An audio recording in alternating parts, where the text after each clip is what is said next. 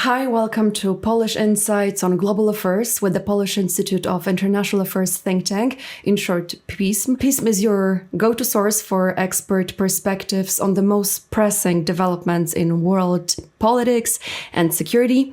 I'm your host, Agnieszka Łaszczuk, and in today's episode, we're turning our attention to a rivalry that defines the current international order, so to the relations between the United States and China.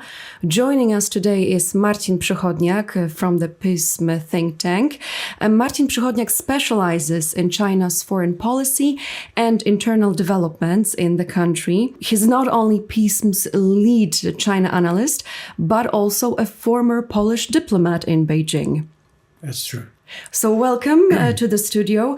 Marcin, let's start with the big picture. Mm-hmm. China and the US are trading trillions of dollars with each other every year. And how would you describe their relationship now? Are they rivals? Are they enemies? We know that they're caught in technological and military competition. Who are they to each other? This is a complicated question. I should probably start with that because, as you rightly mentioned, I mean, there are a lot of different factors here. I mean, for sure, it is a rivalry. I mean, both countries not define themselves, but definitely perceives themselves as rivals in a sense that US are not going deep into the current US's political understanding. We might discuss it further, but in general, US considers China as a rival, as a country which plans to take over US's position in the international arena. To say it more specifically, is about that China is about to remodel the current international order, which was organized by the US and the West in general, but mainly the US with its allies, organized politically, economically, in favor of the US, but also in favor of the Western world. And that China is perceived by the US right now as a country which is planning to remodel that order and take over US's position. So that understanding also implies that there needs to be, I mean, in the US's debate among US's politicians, experts, I mean, military, there is this understanding that something needs to be done with that. And this understanding is a process, of course. It's not like that it's going on only now. I mean, it has been going on for quite a while. I would say since... we should probably start with saying since President Obama. I mean, that might be the beginning of the modern understanding of the problem in the United States, and through another presidents, right? So first Trump, then Biden, and again Trump.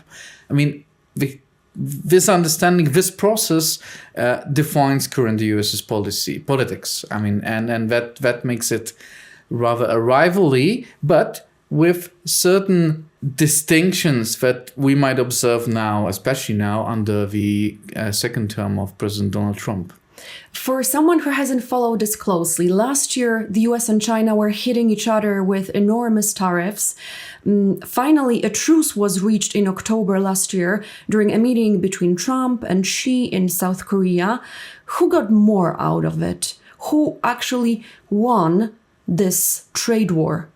It very much depends who you're asking. I mean, if you listen to President Trump, I mean, he obviously states that the U.S. is a winning country in that so-called trade war. I mean, in that understanding. But you mentioned truce, and this is true. I mean, both sides decided to stop it for a year. I mean, in last year in October, after a meeting in South Korea between presidents Trump and Chairman Xi Jinping. But if you ask Chinese, I mean, they obviously understand that their tactics towards Trump in these whole process of putting tariffs since the Liberation Day, so-called Liberation Day, where President Trump, and then the escalation. Chinese were the only ones who decided to escalate, right? I mean, who decided to follow Trump's decisions on tariffs. I mean, so they kind of not copied it in 100%, but definitely raised their own tariffs on certain American products when Americans decided, when Trump decided to raise his tariffs, and it ended up with a truce. So they kind of understand that they come up with a successful tactic with towards President Trump's way of doing politics, especially towards China. And they are following this idea right now. I mean, we are in a process of preparations for Donald Trump's visit to China. I mean, in end of March, beginning of April. And we do observe this certain mixture of love-hate relationship right now between the US and China.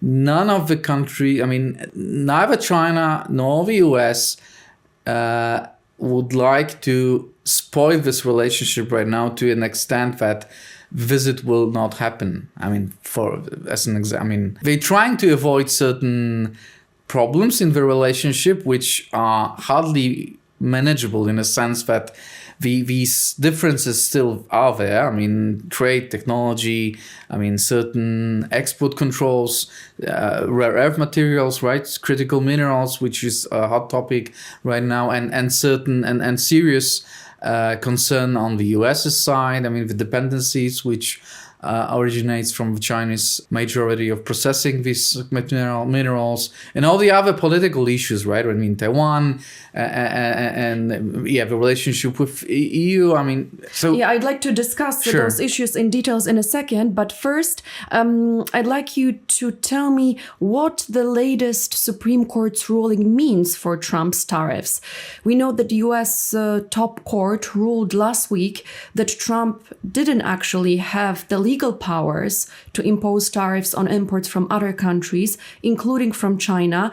Is it just a legal technicality? I'm not an American expert. I'm not an expert in American politics, but it's definitely not a legal technicality. It's a very serious and important decision in a sense, in many different senses. I mean, also internally, I mean, from the perspective of American legal system and the balance of powers between the president, the Congress, and also the judiciary, this is very much important. But this is specifically important from the perspective of Chinese and the way how they want to manage the relationship with Trump himself and the US in general, because there is a certain difference between managing Trump and managing the US. But so it is a confirmation for the Chinese that their tactics was successful. In a sense, it gives them another opportunity. I mean, this of course created, even if not a chaos, because Trump decided to use different legal instruments and put 15% tariffs on everyone right now. So he kind of came back to this idea how tariffs are important and are actually instrument, not really a trade of policy, not only trade policy, but also foreign policy in general. But some kind of, not a chaos, as I said, but difficult situation works on Chinese behalf right now. Especially, as I said, they are right now in the middle of negotiating the results of the visit. And Trump is very much focused on the success of the visit. Chinese are very much aware of it, that he is coming to China for certain agreements. And he, especially with quite a difficult political situation that he has right now in the US. I mean, midterms are coming. Republicans are not winning the elections which are going on in certain states. His position, you mentioned the verdict, is not that strong as he would probably like to be. I mean, not to mention any other foreign policy problems like with Russia, war in Ukraine, and other issues. So it definitely is something that China will exploit in a sense. So what do you expect actually from Trump's upcoming visit to Beijing? What economic deals will be reached? What's at stake for China and what's at stake for the United States? I mean, there are a lot of scenarios here. I don't want to scare our listeners and viewers, but I'm very much worried about what might come up from the visit itself, and not in the sense of economy, because I mean, Trump mentioned a lot of issues after he had a phone call with Xi Jinping quite a while ago, I think a month or 2 months ago. And he mentioned, of course, the Chinese buying certain products. I mean, Chinese buying certain products and a reduction of the deficit. And that he will probably get, in a sense. I mean, there's also another issue. If it's, I mean, the agreement is one thing. The second is the realization, the actual sales and accomplishment of these agreements. This is another story, and we did see it in the history that Chinese signed an agreement with Trump during his first term, and they didn't accomplish it, and they didn't do it. So economy is, I mean, they will reach some kind of compromise.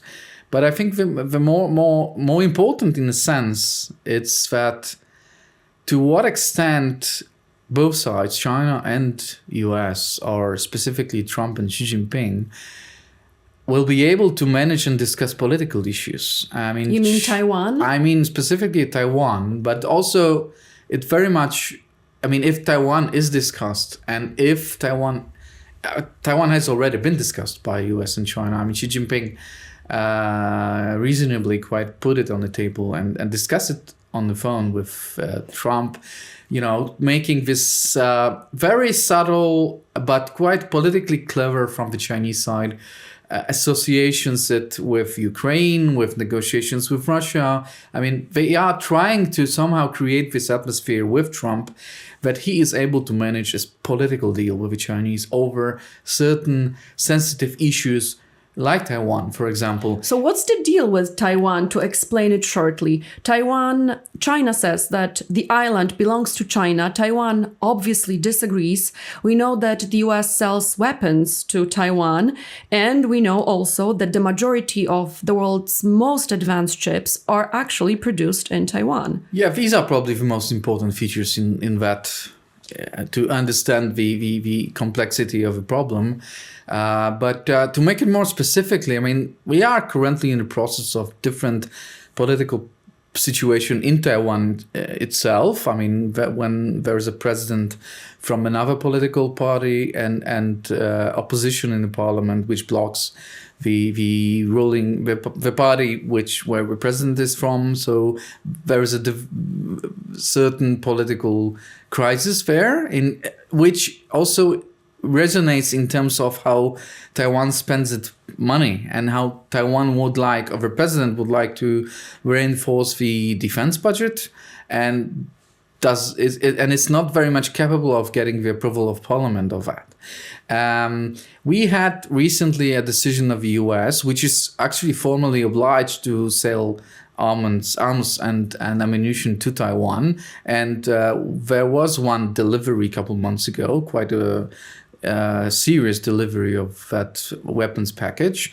But there was also a decision of another delivery, and which isn't right now followed by certain deliveries. I mean, there was a decision, but nothing happens now. I mean, and there are certain signals showing that simply President Trump does not want to do it before the visit, not to anger Chinese and not to spoil or prevent the success of a visit.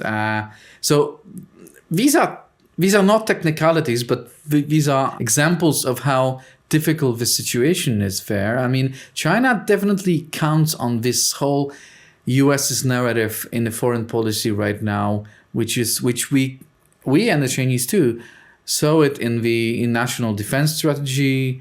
I mean, published in these two defense strategic papers that US published in the end of last year and beginning of this year, which in short, very much presented US's focus on Western Hemisphere and not losing its eye on Asia Pacific or Indo-Pacific, but Chinese think, and I kind of believe that they might be right to some extent, that there is a a certain kind of feeling that US might be ready to somehow change slightly its position in the Pacific, or at least engage with China in conversation on the situation in the Pacific, which of course is very much worrying for not only for Taiwan but also for the allies that US has in the region, which is Japan, Australia, and South Korea. I mean, these are countries that are very much worried about the rising China status, and especially Japan. I mean, in the current circumstances and current events, I mean, we are not discussing it right now, but there is a certain crisis between China and Japan too right now, over Taiwan also. So putting all that together, I mean, there is a certain political scenario which probably will not end up in a political deal over Taiwan. And I don't think Chinese are really counting on these kind of serious commitments from the US. But I think the success of the Chinese will even be to put it on the table and be able to discuss it with the US. I mean, to discuss, and more specifically to discuss the levels of US's engagement in the region with its partners and allies, and specifically the engagement with Taiwan. And that, this kind of creating the possibility for China and the US to discuss certain situation in certain regions, specifically in the Pacific, but I mean also maybe others, bilaterally, right? And as something that China a couple years ago, some Chinese experts named it as a G2, which then it was I think under President Obama, and then the US rejected this idea. Of course, it was very much following international organizations, and that was the focus right now. But I think Chinese are now thinking they are able to explore this idea of having so-called G2 in comparison to G20 or G7, to have this idea again. And I believe, and that worries me a bit from our perspective, also European perspective, that Trump might be eager to first to listen to these ideas and then maybe follow them. Going back to the topic of rare earths, these are materials essential for practically everything from smartphones to fighter jets. And according to some analyses, China is responsible for about 90% of rare earths processing.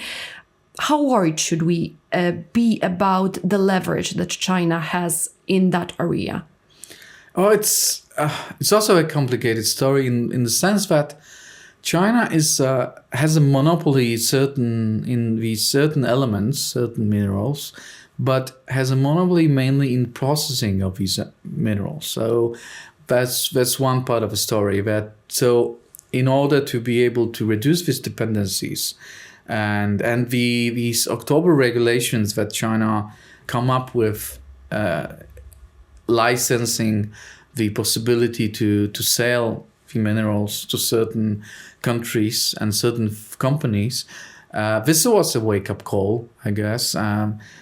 Probably not the first one, but I think rather a serious one. A wake-up call for the US, and we did see it. And I mean, it ended up with some kind of suspension for 1 year, right? But also a wake-up call for the EU and the EU itself as an organization, but also EU member states in that context, and also countries partners of the US and the EU in Asia Pacific, like Australia, which is probably in a little bit better position because of its resources, but still. So we should be able. I mean, there are certain initiatives right now going on in order to reduce these dependencies, in order to, in the European Union, to finance the processing plants, processing factories, the ability to explore, find out the resources where these minerals are actually, and be able to extract it, to cooperate with partners, right? I mean, in Southeast Asia, but also Australia, Japan. I mean, Japan is quite a good example that almost everybody are kind of following, because they did have this problem a couple of years ago and managed to come up with a strategy to be able to actually reduce this dependency to a level which is no longer a very important threat in a sense, right? Because, as you mentioned, we wouldn't have been able to talk right now without critical minerals, which isn't probably the most important thing. But you also mentioned fighter jets, and this is in the context of, for example, Europe rearming itself and buying equipment which requires elements from China, is a serious, and also taking into consideration relationship that China has with Russia, that kind of adds up to a certain serious threats. A lot is being said about China's strength in this rivalry, but we know that the Chinese economy has its problems too. There is a property market crisis, deflation, high youth unemployment. Is actually maybe more here at stake for China that Xi Jinping admits or is willing to admit? No, I think, well, I don't want to go into Xi Jinping's head. I think nobody is actually able to do it, and we can only guess. But also in the context of how much he is aware of the situation, that also we don't really know. This is in this kind of political systems, autocracies, or even totalitarian states. I mean, leaders may not be fully aware of the situation. But I mean, let's putting this aside. And I heard recently. I mean. I start again. I mean, this is also a process, right? And we are right now in a situation of dependencies. I mean, threatening, by we, I mean the West, European Union, also Poland. So that these dependencies threaten our possibility to develop certain sectors and threaten our economy also. The European economy is bleeding right now. I mean, the Chancellor Merz right now is in China while we're recording it today. And he is, I mean, German economy is very much bleeding out of Chinese competition. But this is a strategy from China in order to, in this long-term process, to reach out and to, first of all, to raise these dependencies. I mean, to take over certain sectors of European economy, for example, like automotive sector, which is even, which isn't the lost case now, but is going into the dependency much more. And it's no longer competitive. I mean, this is a general question of European industry, right? But I once heard in the conference last year that in this long-term process, I mean, right now we are in a stage that I just described, which is quite a worrying one. But in the future, the problems might be solved through this situation, through the problems that China has internally. And this is probably true in the sense that we don't really know the timeline here. I mean, we don't know how much time there is, because China definitely has its economic problems. It is in a stage that production is the key and consumption is not, and its kind of policy will not change, and we don't see any serious symptoms that Chinese authorities are seriously thinking of, raising up the level of consumption. And when the production is the key, which is subsidized, which is stately, which is very much supported by the state, and then the overproduction is exported, and this is the main way how Chinese economy operates right now and gets its money from, simply speaking. This might end up in a serious problem internally. The question is when, and the way how China operates now, again, I mean, it's also creating this situation how China is also reducing its own dependencies that it has in cooperation with EU member states or the US. The